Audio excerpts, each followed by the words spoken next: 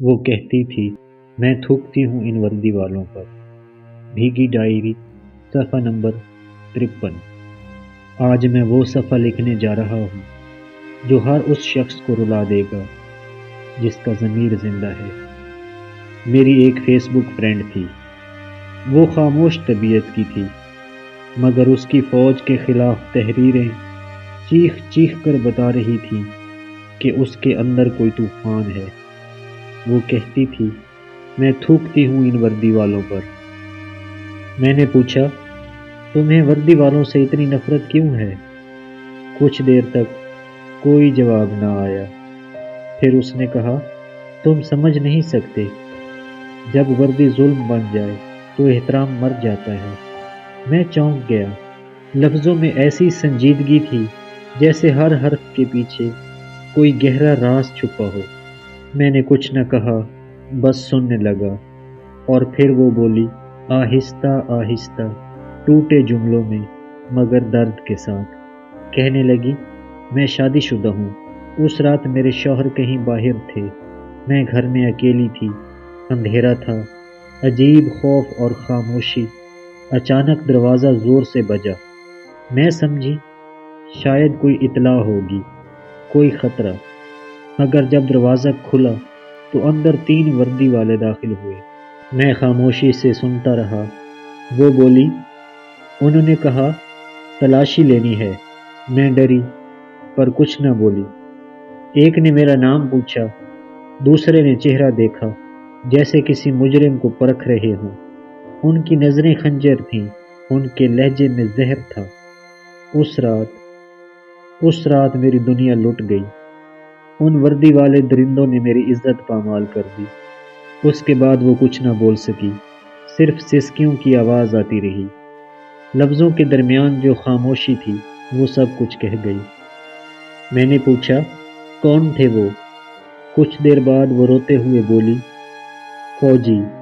میرے اندر ہلچل مچ گئی۔ دل میں سوال اٹھا، کون سی فوج؟ کیا وہ میرے اپنے ملک کی تھی؟ یا ایسا ممکن ہے؟ میں نے مزید کچھ نہیں پوچھا، بس سننے لگا۔ پھر وہ بولی، تم لوگ اپنی زمین پر آزاد ہو، ہمیں تو سانس لینے کی اجازت بھی ان کے رحم و کرم پر ہے۔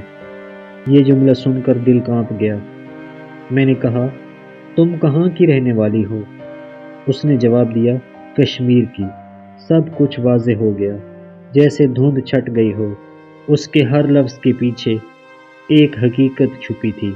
وہ فوج دراصل بھارتی فوج تھی، اور وہ لڑکی جس کی عزت، جس کا مان، جس کی دنیا لٹ گئی تھی، وہ مقبوضہ کشمیر کی بیٹی تھی۔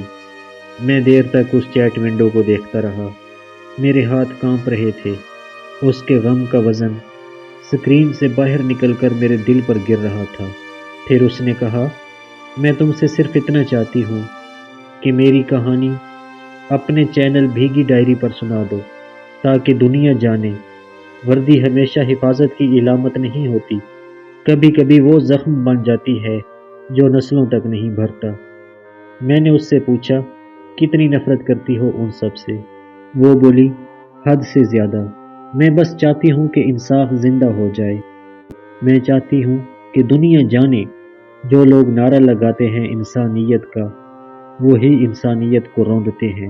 میں نے وہ آخری بات سن کر دیر تک آنکھیں بند رکھی۔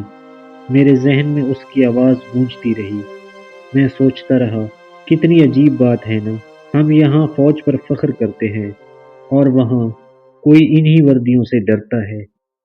وہ لڑکی اب میرے میسنجر میں خاموش ہے، کبھی کبھی آن لائن آتی ہے مگر کچھ نہیں بولتی۔ شاید الفاظ تھک چکے ہیں، شاید درد کو اب زبان کی ضرورت نہیں۔ میں جب بھی کشمیر کا نام سنتا ہوں، میرے ذہن میں اس کی آنکھیں آ جاتی ہیں، وہ آنکھیں جن میں محض آنسو ہی نہیں تھے۔